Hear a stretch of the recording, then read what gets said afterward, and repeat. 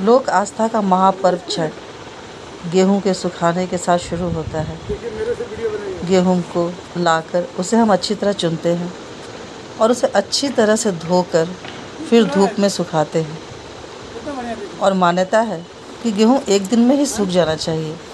इसीलिए मैंने छत पर गेहूं को अच्छी तरह से धोया और उसे धोती के ऊपर फैला दिया और साथ में मैंने चावल को भी अच्छी तरह से धोकर उसे फैला दिया। क्योंकि मुझे नीचे खाना बनाना धो दीजिएगा उसको, इसलिए मेरे पति वहाँ बैठे थे। कहा जाता है कि गेहूं का एक भी दाना जूठा नहीं होना चाहिए। पंछियों से बचाने के लिए वहाँ कोई ना कोई अवश्य होता है। और जब तक गेहूं नहीं सूखता है हम कुछ भी खाते पीते नहीं हैं। इसीलिए मैं नीचे खाना तैयार कर रही थी और ऊपर मेरे पति बैठकर गेहूं सुखा रहे हैं। उसके बाद आता है नहाए खाए का खाना। अकेले बनाना थोड़ा मुश्किल है क्योंकि इस दिन बहुत कुछ बनता है। तरह तरह की पकौड़ियाँ, सब्जी, कद्दू, चावल, दाल, चना का दाल और अरवा चावल। ये मान्यता है। इस दिन मैंने आलू पालक की सब्ज़ी बनाई, आलू गोभी की सब्ज़ी बनाई।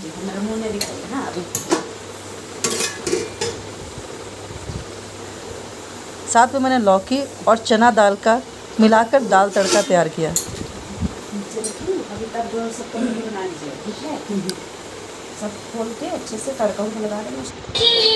सारा भोजन बनने के बाद मैं नहा धोआ कर तैयार होकर बैठ गई।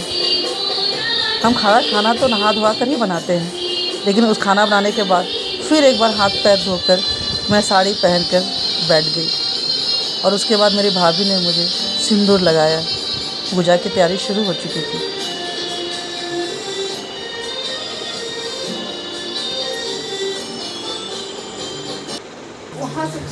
मेरी भाभी फिर किचन में गई और उन्होंने सभी तरह की पकौड़ियाँ तैयार की। पकौड़ियाँ हम तरह तरह की बनाते हैं, गोभी की, कद्दू की, आलू की और सबसे ज़रूरी अगस्त के फूल की।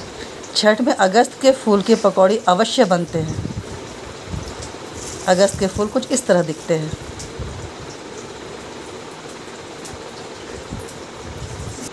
जब भाभी ने पकौड़ा तल लिया तब उसके बाद मैं पूजा करने बैठ गई और मैंने सभी भोजन को एक थाली में लेने के बाद थोड़ा थोड़ा करके प्रसाद निकाला। ये प्रसाद हम छठ माँ के नाम पर निकालते हैं, परंतु हम इसे गाय को खिला देते हैं।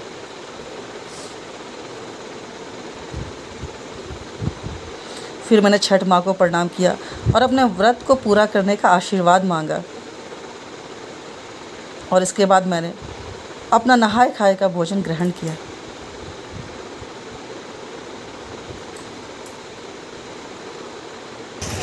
उसके बाद शाम के वक्त मैं छठ का बाज़ार देखने चली गई और छठ के बाज़ार की रौनक तो देखने ही बनती थी।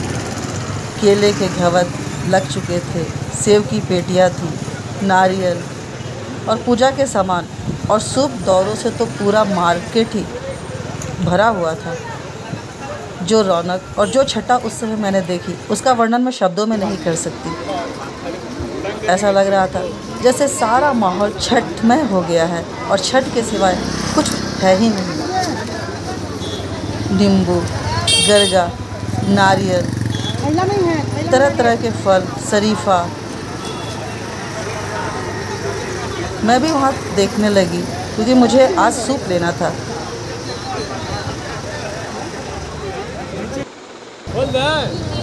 आम की लकड़ियाँ भी, क्योंकि मान्यता है कि हम छठ के खरना में मिट्टी के चूल्हे में ही खीर तैयार करते हैं।